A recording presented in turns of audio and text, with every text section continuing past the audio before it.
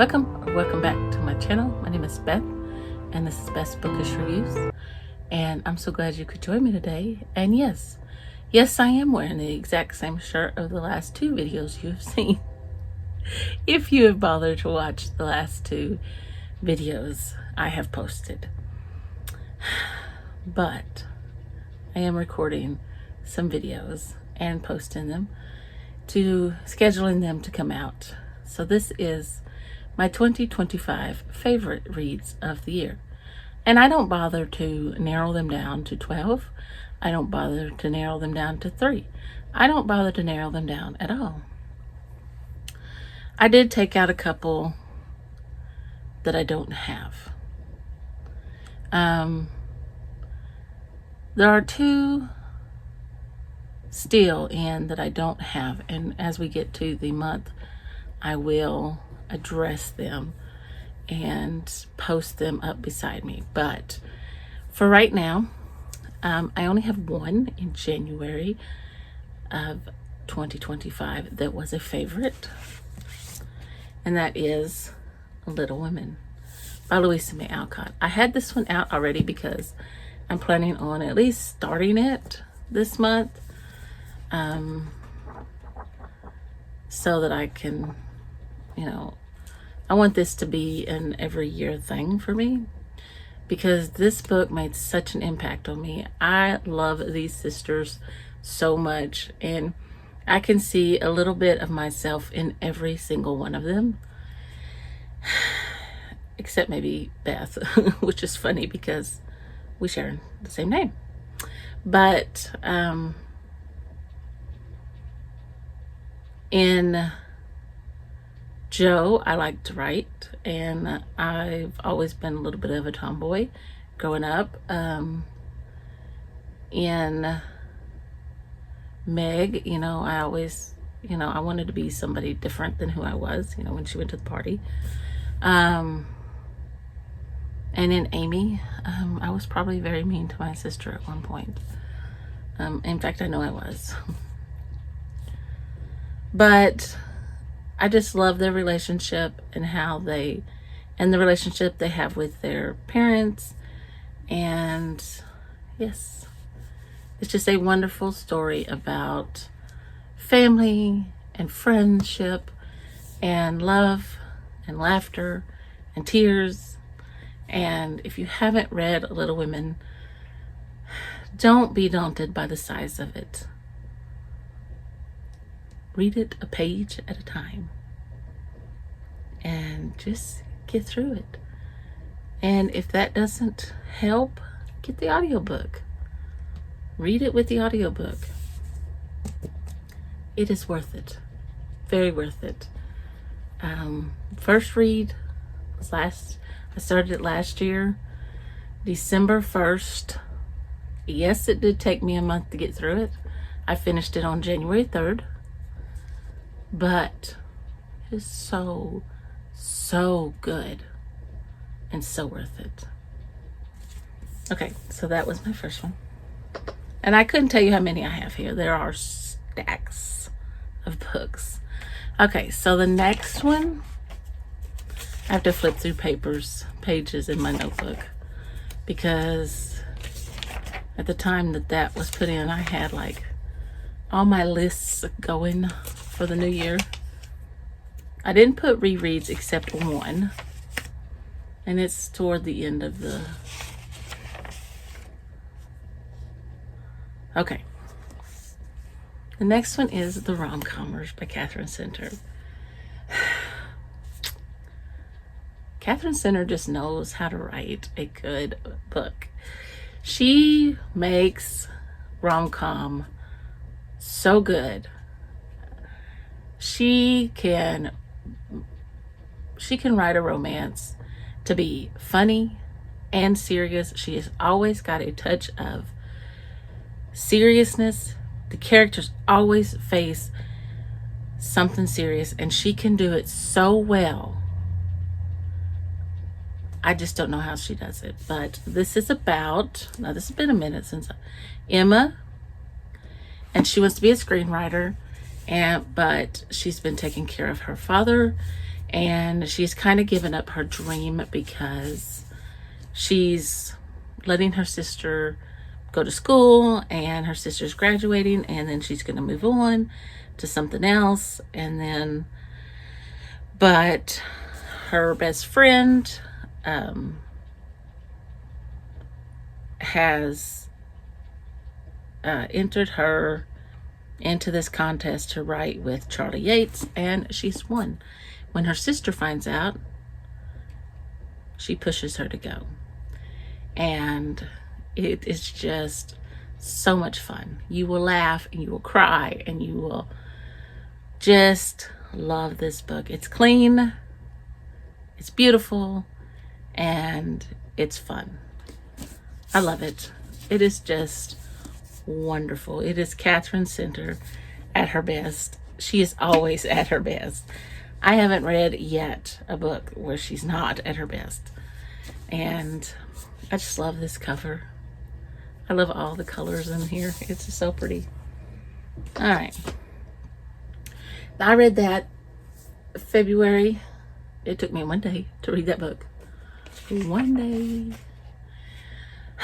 And I took a month and a half to read this next book. And it is a classic. And I was trying to take my time because this is a take your time kind of book. And I was tabbing.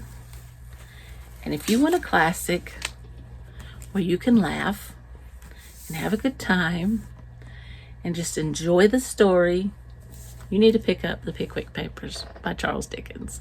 This is so much fun. I started it the 1st of January. I finished it almost the full month of February. I took almost the whole 2 months. But I read books in between. I did space it out. I had so much fun with this, with the characters in this book. And, you know, I keep hearing people talking about reading this book this month and last month, and I just want to pick this book back up. I love The Pickwick Papers. And when trying to decide between this book and this book, there's no way. You can't.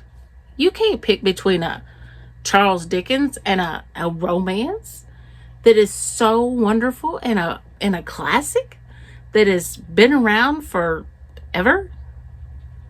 So I had to put them both on. So The Pickwick Papers is about the Pickwickians and all of the antics that they get up to. And you just have to read this book.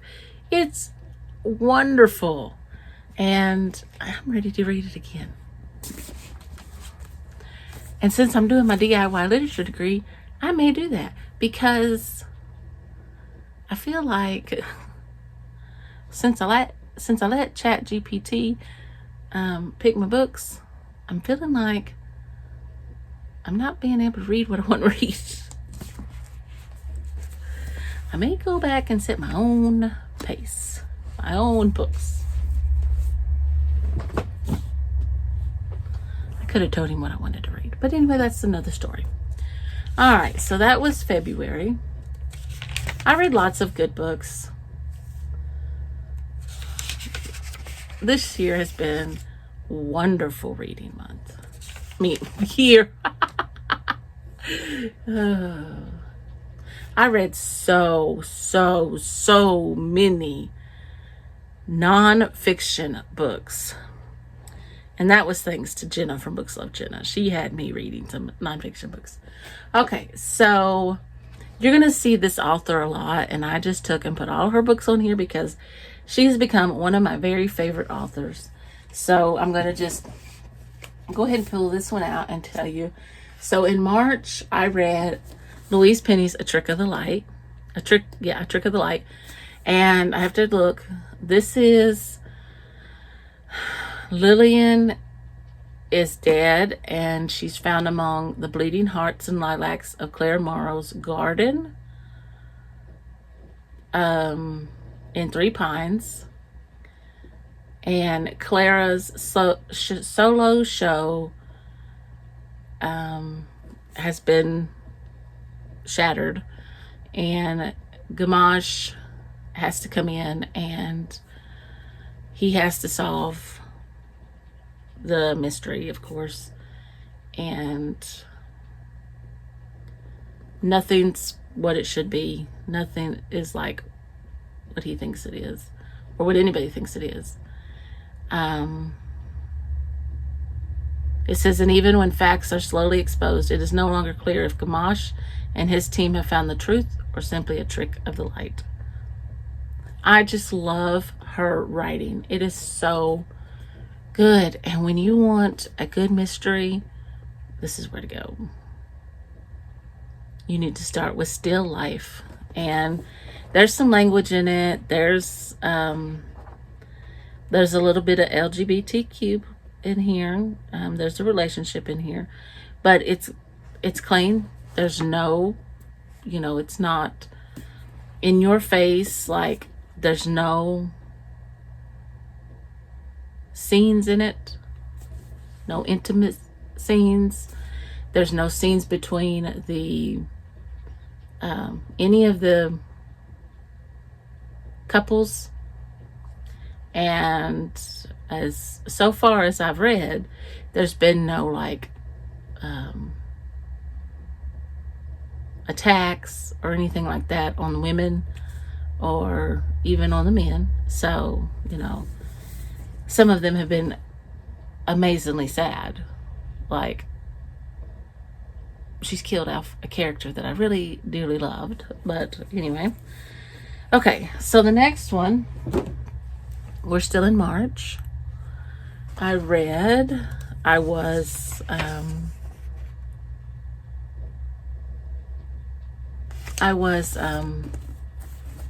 Chantel's, from Chantel Reads All Day. I was her Patreon of the month, and I chose for her to read this book, and I read it with her. It was Prophet by Frank Peretti, and it says, John Barrett, anchorman for News 6 at 5. The city's most watched newscast has a problem. So he's the voice of America, and his dad is out, and he's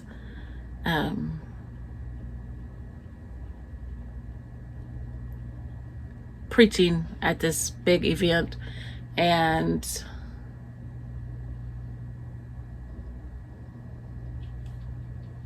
supposedly he turns up dead, and it's considered an accident. He catches his producer kind of falsifying a story to fit his own opinions. So yeah, he has to choose what to do. Anyway, it was very good. I loved it. I enjoyed reading it with Chantel, and yeah, it was very, very good. Frank Peretti is an excellent writer, and it'll leave you spooked too. All right, so moving on to April, I have only one book that I chose amazingly. It's by Richard Osman, and it is We Solve Murders, and this is where a father-in-law and his daughter-in-law are kind of solving a murder together, and I believe they just kind of team up. His son gets involved a little bit, I think, but it says Steve is the father-in-law. He's retired, and he still does a bit of investigation work, and then she gets involved because she does private security, and so it's really good. Richard Osman is a superb mystery writer. I love his Thursday Murder Club books, and I'm looking forward to continuing that series as well. But this one was excellent, and I love their relationship in here. It is so cool. It's not anything creepy. They are strictly a father-in-law, daughter-in-law relationship, but they are very close. And yeah, it's so, so good. All right. Moving on to May, which was Mary Shelley May. We have our next Louise Penny book, The Beautiful Mystery. And this one is where they go to a monastery, Saint Gilbert, and I'm pronouncing it the way I pronounce it. This is supposed to be French. Entre-les-Loups, Saint Gilbert, I don't know. And this is in the wilderness of Quebec. And one of the monks is dead. And they, of course, have taken a vow of silence. It's actually the choir director who's murdered. And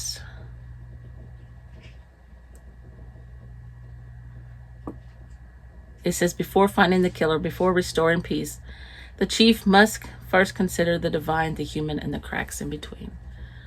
This one ends on a cliffhanger. I was pretty upset with the ending. But, you know, it happens. That's, you know, the series, you know.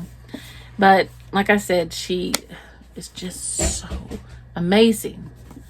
Such an amazing writer. All right, and then we have another Catherine Center, How to Walk Away. And this one is about Margaret Jacobson.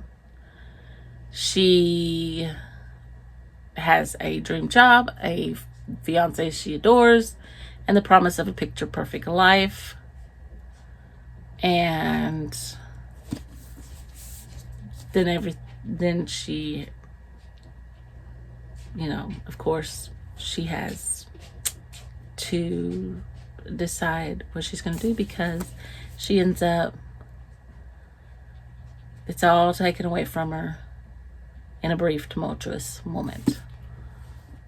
It's hard to tell you how to do that, how to describe something when you know what happens, but you can't say it. And, you know, because I'm afraid I won't give something away. And, you know, anyway, very sad, but very good.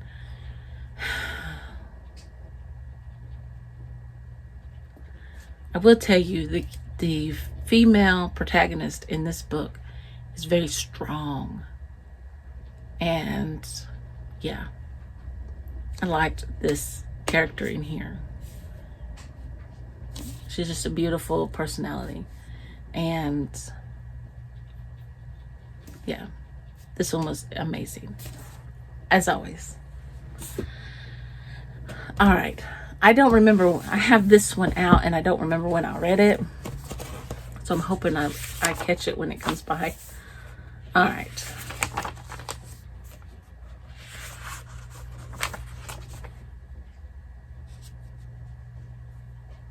Moving on to June. That's my favorite month. That's my favorite month. Oh, I didn't put that one on there. How the Light Gets In. Oh, this was one of Jenna's books. Jenna from Books Love Jenna. She chose this one for our book club. Books Love Everyone.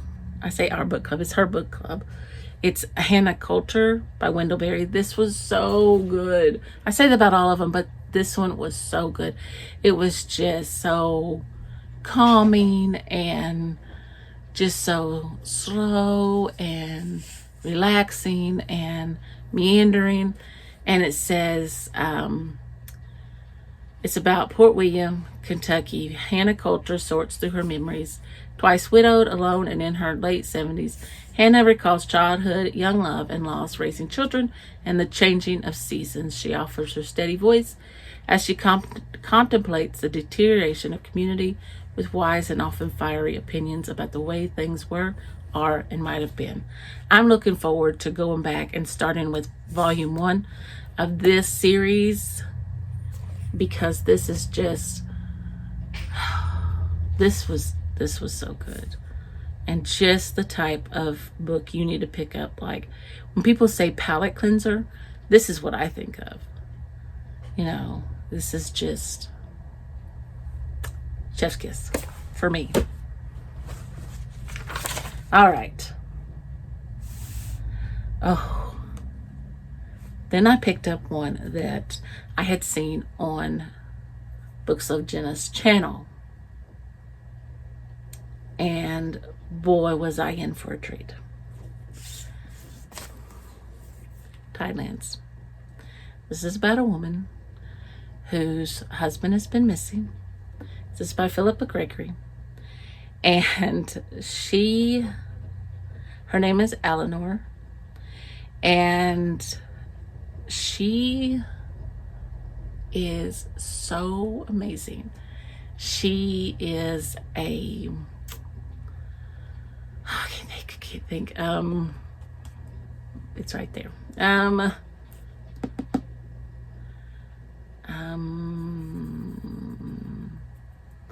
What do they call them women? Hey, Mom, what are those women that go to your house and deliver babies?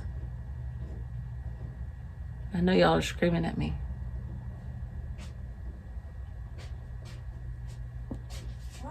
What are the women that go to the home and deliver babies?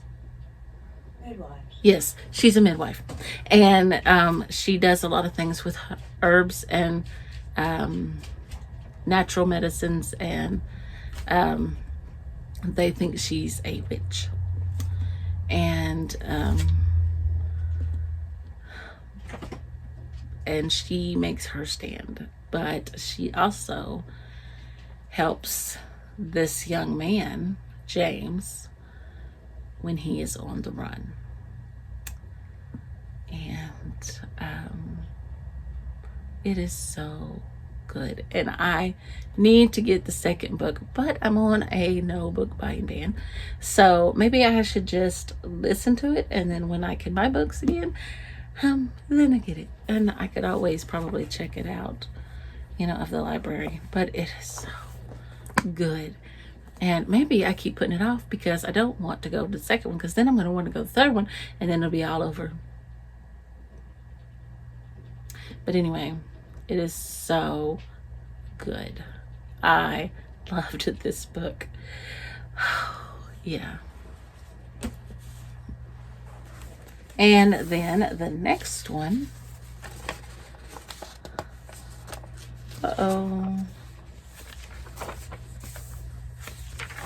Where did it go?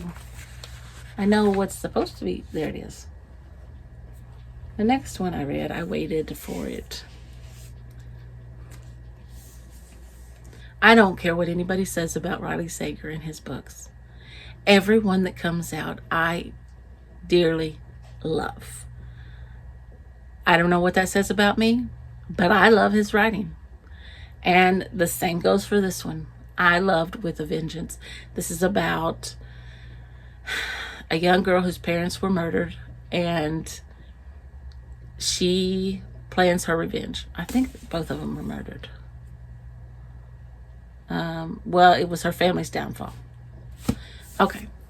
So she lures these people onto the train, and nobody knows except one person, and that's the gentleman that's helping her. And she gathers these 6 people for a train ride. Then somebody dies. And evidently she did not intend for somebody to die. She was just trying to get them to this one point so that they could be turned over. And she needs to find out what's going on before somebody else dies. I loved it. And I've loved every one of his books. I love Riley Sager. And I hope he comes out with another one next year, because I haven't heard him say he's coming out with another one. And usually he puts one out in June, which is my birthday month. And that's the most wonderful birthday present I could have. And so, yeah, not that he's ever going to listen to my channel, but Riley Sager, I need a book. I need a book.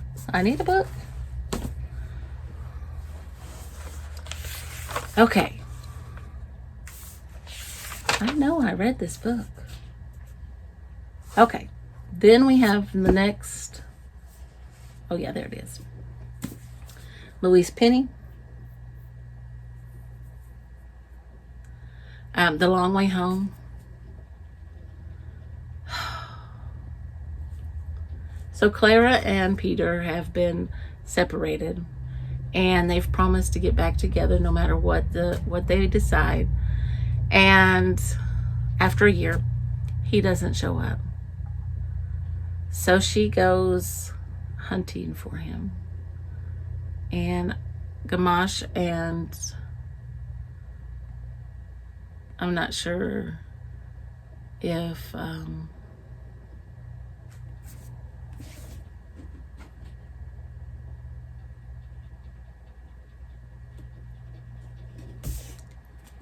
not sure if his sidekick's with him or not. Anyway, Gamache helps her.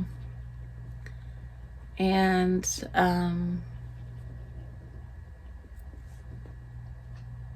yeah, that's all I'm gonna say about that one.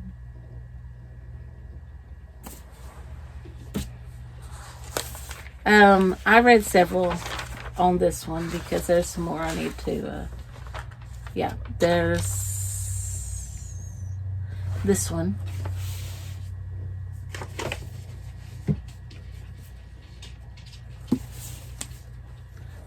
July being Jane Austen July. We read this as for this. I moved on to July, obviously, because The Long Way Home was I finished reading it in July. This was our nonfiction for Books Love Everyone book club. And this was books that Jane Austen might have read or did read. And this this researcher, she's a rare book collector. And she did such a great job researching to see what books that Jane Austen read. And, oh, I mean, I have it tabbed. And, I mean, I enjoyed this book so much. And I can't wait to read it again. And I think a lot of people read this for Jane Austen July. I also read The Vanishing of Castle Moreau, or At Castle Moreau, by Jamie Jo Wright. And this is about Castle Moreau, and then somebody vanished.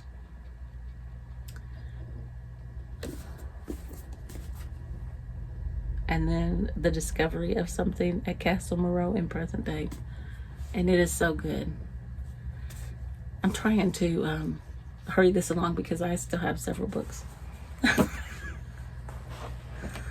Okay, moving right along. This is where one of my books are that I don't have. So I'm going to put it up here. It's called Down the Hill, My Descent into the Double Murder in Delphi. And this is by Susan Hendricks.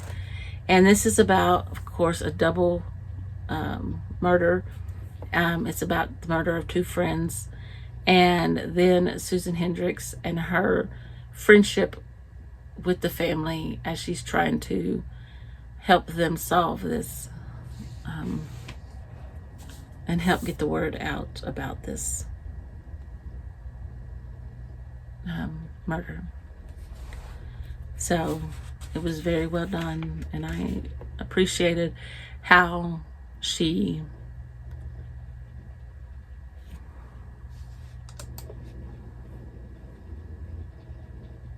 wrote this story or this book, and she never made it about herself, you know? All right. Glass Houses. This was in August. And it says, oh, this is a mysterious figure in 3 Pines. And it says, from the moment its shadow falls over the village, Gamache suspects the creature has deep roots and a dark purpose, yet he does nothing. What can he do? Only watch and wait, and hope his mounting fears are not realized. But when the figure vanishes overnight and a body is discovered, it falls to Gamache to discover if a debt has been paid or levied.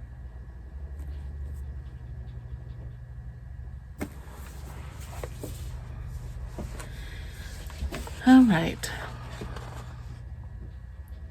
Oh, wait. Where did I put that one?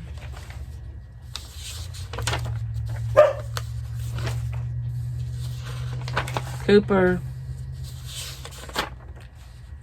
I don't know where I stuck it. I put it over here. Oh yeah, there it is. Okay, so my mom went and she went to Hobby Lobby. Hobby Lobby. I didn't know they had books. Anyway, she bought a Francine Rivers book for me, and I read it, and it quickly became one of my favorite books. And this is about a girl. It's called The Lady's Mind. And when I read it, I thought it was about a man taking possession of a woman. I mean, when I got it, that's what I thought it was. It's not. I mean, it is that too, but anyway, her stepfather tells her, that's it, you're out. You're going to go to your great uncle's newspaper shop, and you're going to stay there, which is across the United States. It's in the West. And so she has to make a go of it.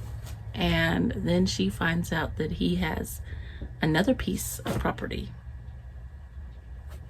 She has to decide what to do. And this is a rough and tumble crowd. And the, let's see, oh, I gotta find out what he is. He's the local saloon and hotel owner. He decides to protect her. It's very good. Very, very good. Okay. Like I said, I read lots of good books. Okay. September. The Woman in White. And this is by Wilkie Collins. And this is about a gentleman who comes into contact one night with this woman dressed in white, and he doesn't understand her connection to, let's see, they're in the middle of the broad, bright high road there, as if it had that moment sprung out of the earth or dropped from the heaven, stood the figure of a solitary woman, dressed from head to foot in white garments. And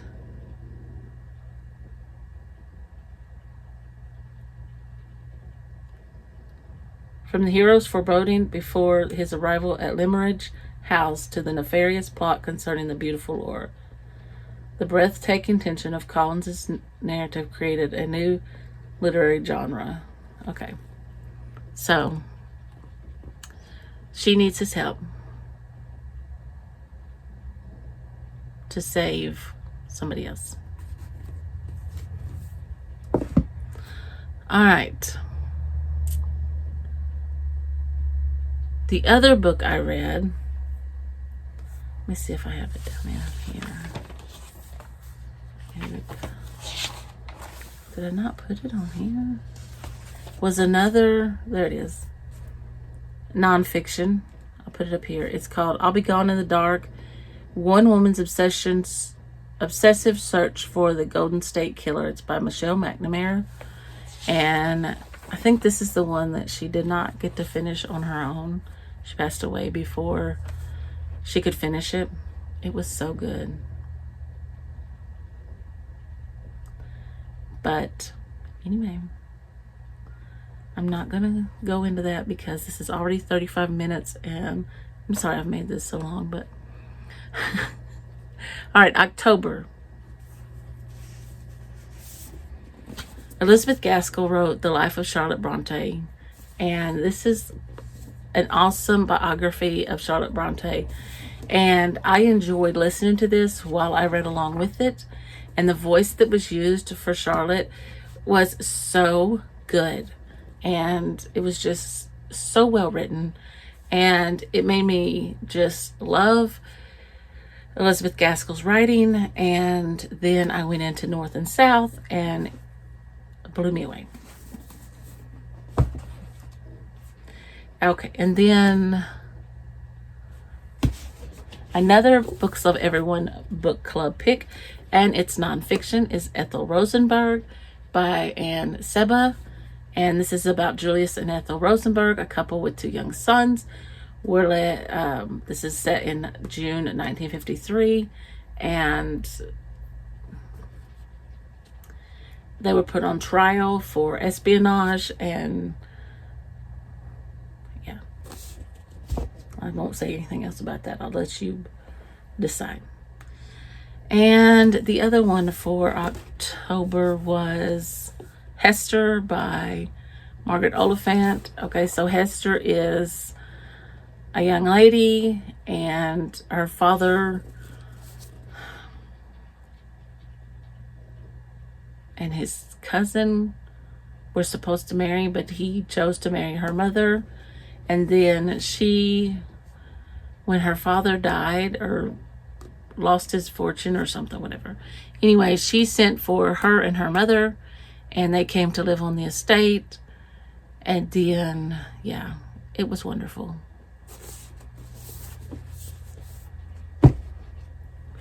It's hard to remember all these books. Like, I can remember them as I start to look through them, but all right. I can't choose one. All right, The Mysteries of Udolpho by Anne Radcliffe. I read this for my DIY literature degree. This was something else. I loved this book. I kid you not. All right, I'm just going to read this little back. Such as this day, her present life appeared like the dream of a distempered imagination, or like one of those frightful fictions in which the wild genius of the poets sometimes delighted. Reflection brought only regret, and anticipation terror.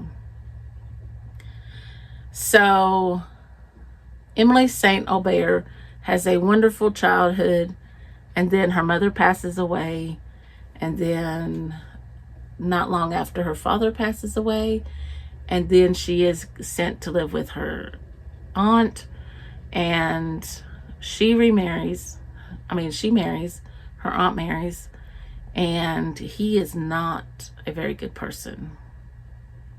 Thus, the tales of The Mysteries of Udolpho.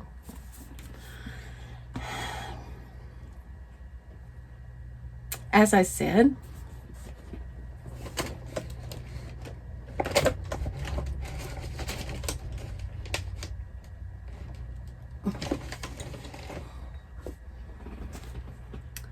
North and South. I absolutely love this. This is about Margaret and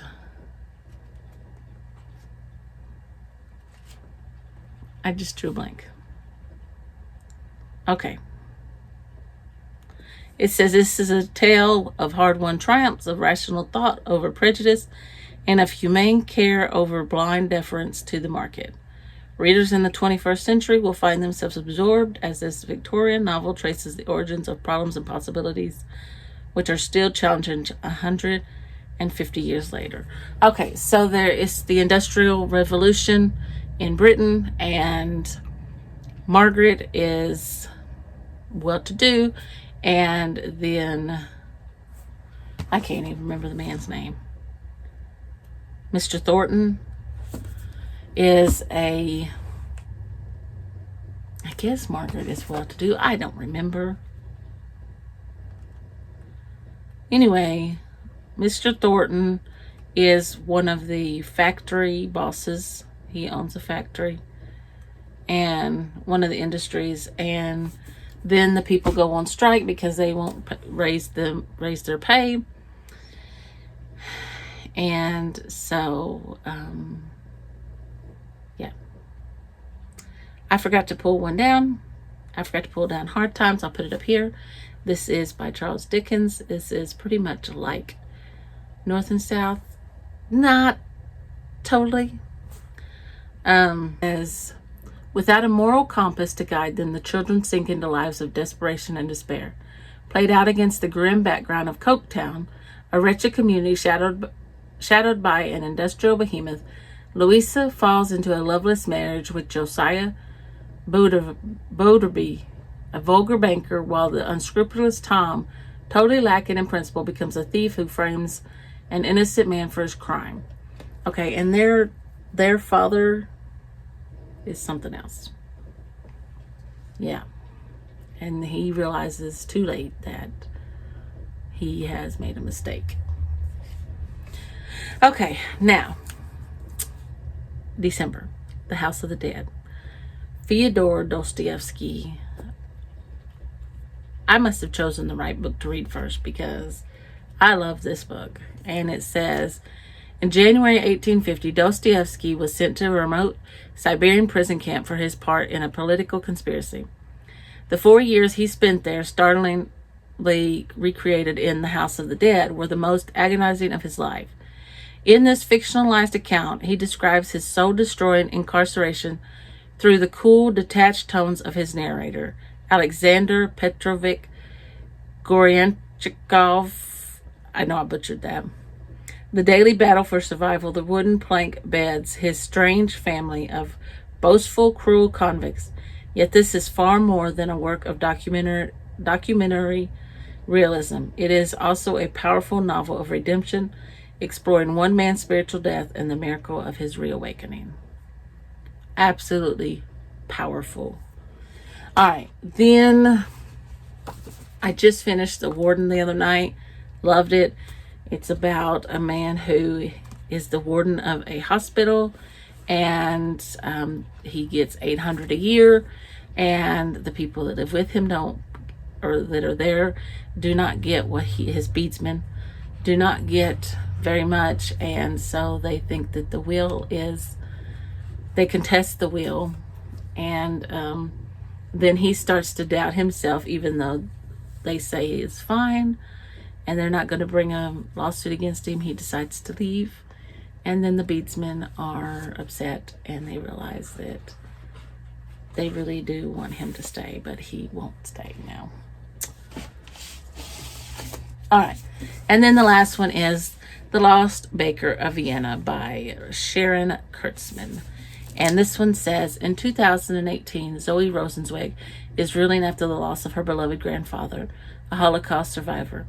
She becomes obsessed with finding out what really happened to her family during the war.